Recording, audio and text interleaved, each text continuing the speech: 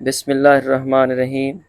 अस्सलामु अलैकुम वरहमतुल्लाहि वबरकातुहू। डियर स्टूडेंट, कैसे हैं आप? उम्मीद करता हूँ सब खैरियत से होंगे।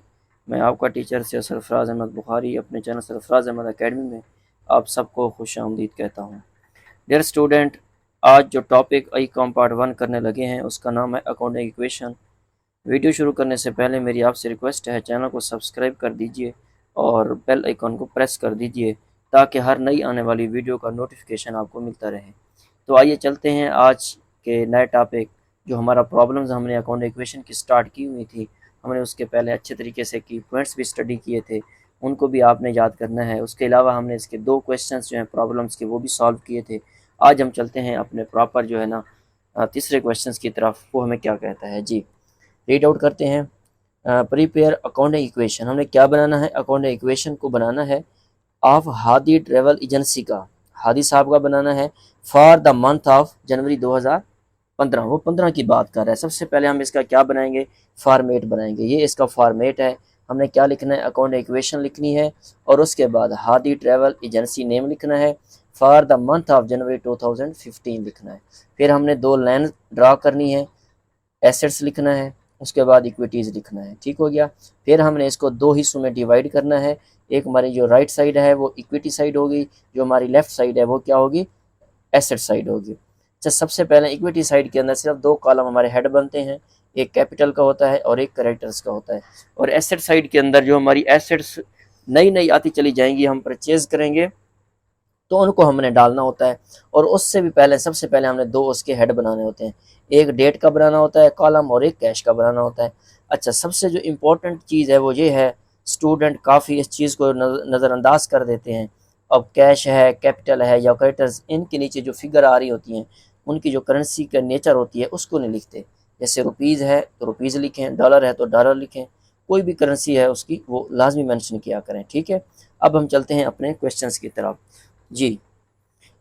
जनवरी 1 invest cash to start the agency. Agency start करने के लिए उन्होंने इन्वेस्टमेंट की किससे? कैश टू स्टार्ट एजेंसी 15,000 की।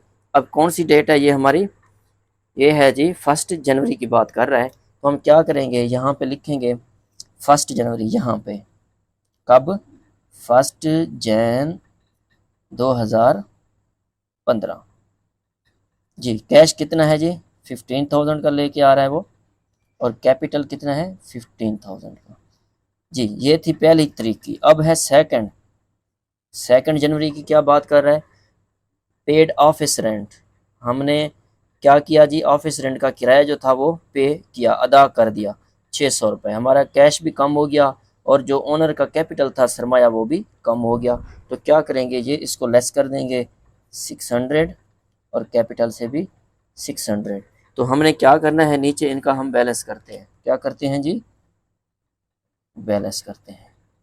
अच्छा, जब हम बैलेंस करेंगे, अब 15,000 में से 600 अगर आप निकालें तो कितना आता है? 14,400। यहाँ से कितना आएगा? ये है 15,000 और ये है जी 600, तो सेम अमाउंट आएगी 14,400 जी। अब हम चलते हैं अपने कौन सी डेट को जी? थर्ड डेट है हमारी, उसने हमें बता दी थर्ड। वो क्या कह रही है जी? Third date, purchase office supplies for cash. Office supplies क्या है हमारा? ये एसेट्स है। हमने परचेज किया, हमने ख़रीदा, फॉर कैश, कैश उसको दिया 3,000 का। तो ऑफिस सप्लाईज ऑलरेडी हम देखेंगे हमारा कॉलम बना हुआ है, नहीं बना हुआ। तो हमने क्या करना है जी? इसको उसके अंदर मेंशन करना है। वो क्या है? Office supplies. ये हमारा एसेट्स है तो हम इसका क्या बनाएंगे? हेड बनाएंगे। नीचे हम इसके रुपीज़ भी लिखेंगे। ये कितना है जी? थर्ड पॉइंट के अंदर हमने इसको लिखना है। हमारा था जी 3,000 का, ये 3,000। अच्छा, फॉर कैश की उसने बात की थी, तो जो हमारा कैश होगा वो इससे माइनस हो जाएगा। फिर वही बात आ जाएगी, कौन सी? बैलेंस वाली। फिर हमने अपना बैलेंस बनाना है। अब 14,400 में से आपने 3,000 को लेस करना है, तो ये क्या आएगा? 11,400। यहाँ पे बैलेंस 3,000 और यहाँ पे 14,400। ठीक है, अब हम चलेंगे जी कौन से पॉइंट की तरफ? हमारा पॉइंट नंबर कौन सा है जी? 4, फोर्थ डेट को। रिसीव्ड कैश, कैश में वसूल हुआ for services render to customer, हमने किसको सर्विस दी, किसी कस्टमर को हमने सर्विस दी थी, तो उसके अगेंस्ट उन्होंने हमें क्या दे दिया, कैश दे दिया, हमें कैश रिसीव हो रहा है, हमारी इनकम बढ़ रही है 4 जनवरी को 1000। तो क्या हुआ जी, हमारा एक तो कैश बढ़ा और दूसरा ओनर का जो कैपिटल था वो भी बढ़ गया। तो ऐड कर देंगे, कौन सी फोर्थ डेट है, 1000 कैश बढ़ा और 1000 कैपिटल, ये ऐड हो जाएगा इस तरीके से। उसके बाद हम इन्हें यहाँ पे क्या लिखना है, यहाँ पे लिखेंगे बैलेंस, बैलेंस करेंगे 11,400 और ये प्लस 1000, तो ये क्या बन जाएगा जनाब 12,400, ये बैलेंस आएगा जी 3000 और ये आएगा जनाब 15,400। उसके बाद जी हमारी कौन सी एंट्री है जी, वो है एंट्री नंबर 5। वो क्या कह रहा है, बिल कस्टमर फॉर सर्विसेज, हमने बिल बना के दिया for services rendered on account, हमने कोई सर्विस दी हैं, उधार पे दी हैं, अभी हमको पैसे नहीं मिले, जब वसूल होंगे तो तब कैश में जमा हो जाएंगे, अभी नहीं मिले, हमने उसको बिल काट के दे दिया, तो हमारा अकाउंट रिसीवेबल बढ़ गया, अभी हमने उनसे पैसे लेने हैं, उस नंबर पे हमारा क्या बढ़ा, ओनर का कैपिटल बढ़ गया 5000 से। तो क्या करेंगे, हम इसका अब हेड बनाएंगे। अच्छा, आप डेटर्स भी लिख सकते हैं, अकाउंट रिसीवेबल भी लिख सकते हैं और डेटर्स भी लिख सकते हैं। तो कितनी अमाउंट है जी, ये है जी 5/5, तो इसके सामने लिखेंगे, ऊपर नहीं लिखेंगे, इसके सामने लिखेंगे क्या 5000, ये जमा हो जाएंगे इसके अंदर और ये कैपिटल में भी क्या हो जाएंगे, ऐड हो जाएंगे। अब आएगा जी हमारा क्या, बैलेंस, हमारी एंट्री सारी क्लोज हो गई। तो यहाँ पे जब हम करेंगे तो क्या आएगा 12,400, उसके बाद आएगा जनाब 3000, उसके बाद आएगा 5000, उसके बाद ये जो आएगा 20,400। ठीक है। अच्छा, एक तो वो तरीका था हमने वहाँ पे भी बनाया था, अगर वो ना करें तो आप यहाँ पे ऐसे भी लिख सकते हैं इसको, total assets is equal to total equities, इनको डायरेक्ट आप जमा करें। अच्छा जी, ये है 12,000, ये 3 15,000 और ये 5 20,400, कितना आया जी 20,400।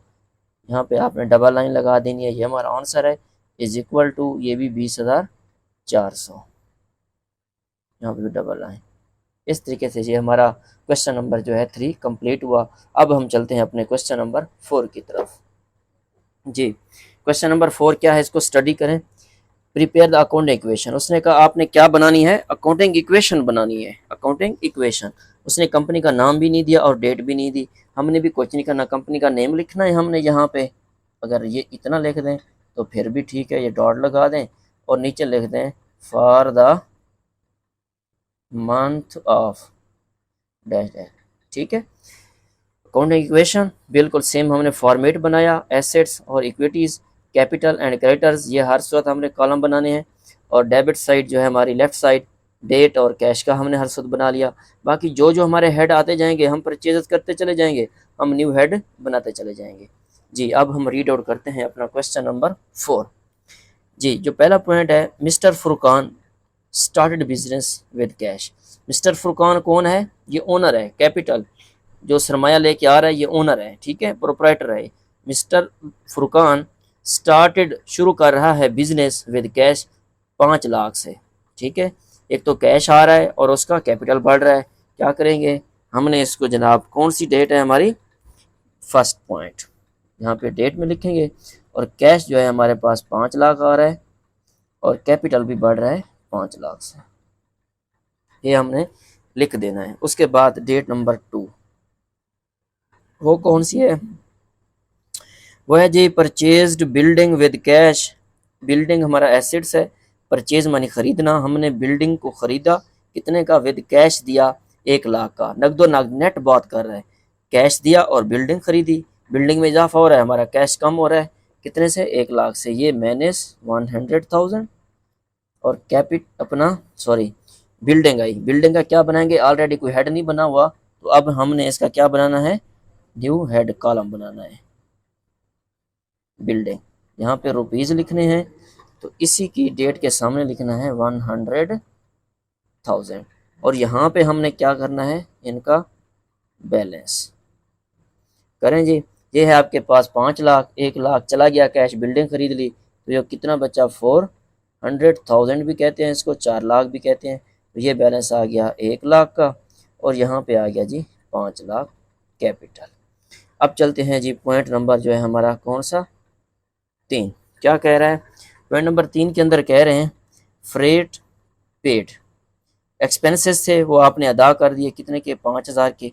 क्या हुआ जी आपका कैश भी कम हो गया और दूसरा कैपिटल भी कम हो गया, कैश से माइनस और कैपिटल से माइनस 5। तो ये कितना बना आपका जी बैलेंस, यहाँ पे लिखेंगे बैलेंस। अब 4 लाख से गया आपका 5,000, तो ये बना जी 3,95,000, ये आया जी 100,000, 1 लाख। और यहाँ पे कितना आया 4,95,000, ठीक हो गया जी।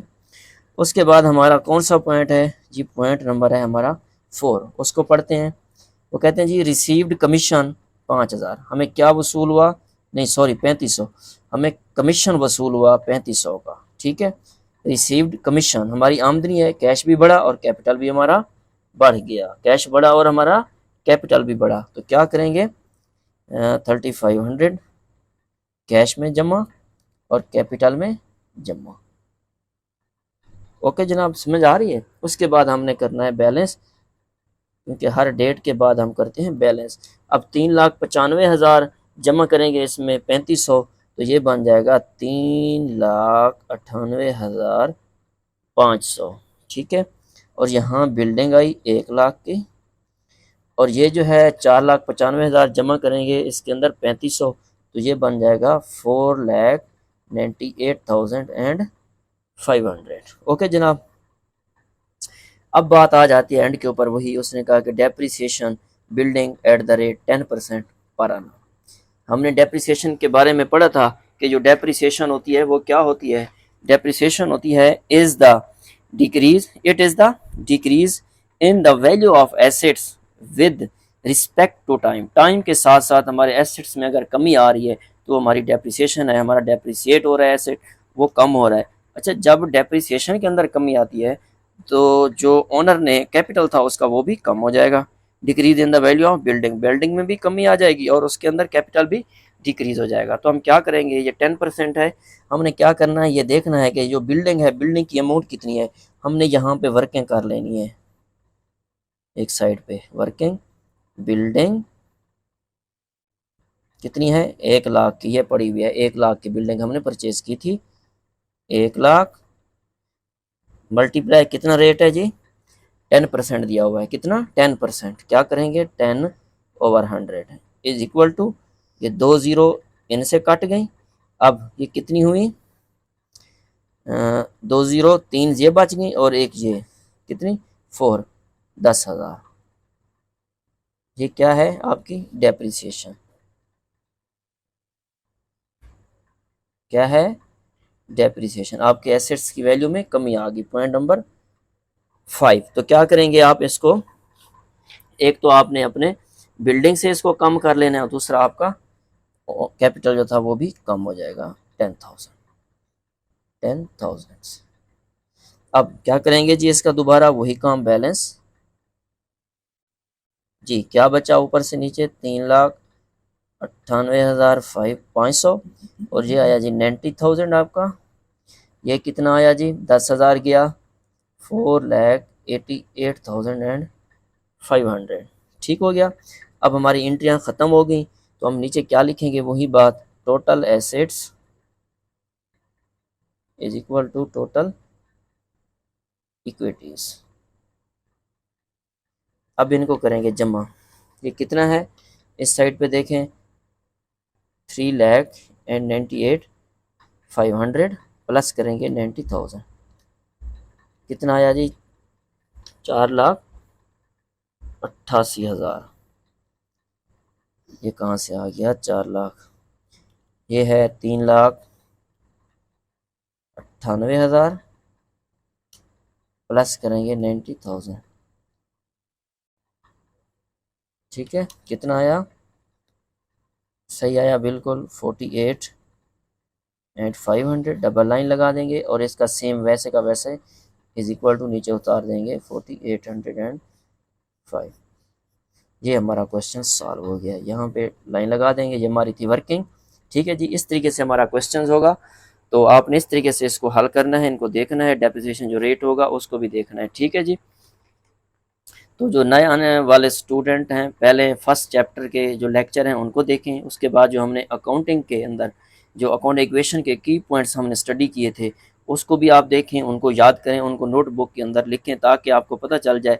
क्योंकि उन लेक्चर्स में बेसिक इंट्रो की बात की, इंट्रोडक्शन की बात की, और उसके अलावा बेसिक इंट्रो के अलावा अकाउंटिंग की बहुत सी इंपॉर्टेंट जो टर्म्स थी उनको समझाया गया, जिनको समझे बगैर आप आने वाले लेक्चर्स नहीं समझ सकते। जो बंदा इंट्रो को नहीं समझ सका और अकाउंट इक्वेशन समझ नहीं आएगी, जिसको अकाउंट इक्वेशन समझ नहीं आएगी उसको ये क्वेश्चन समझ नहीं आएंगे। ठीक है, इसलिए उन लेक्चर्स को अच्छी तरह तैयार करें, और अगर कोई बात समझ ना आए तो कमेंट सेक्शन में आप पूछ सकते हैं, और मज़ीद कोई बात पूछनी हो तो आप मेरे व्हाट्सएप नंबर पर रब्ता भी कर सकते हैं जो वीडियो के शुरू में दिया गया है। हमारे चैनल को सब्सक्राइब करें और वीडियो को लाइक और शेयर भी ज़रूर करें। हमारे साथ रहिए, मिलते हैं अगली वीडियो में। ओके, अल्लाह हाफिज़।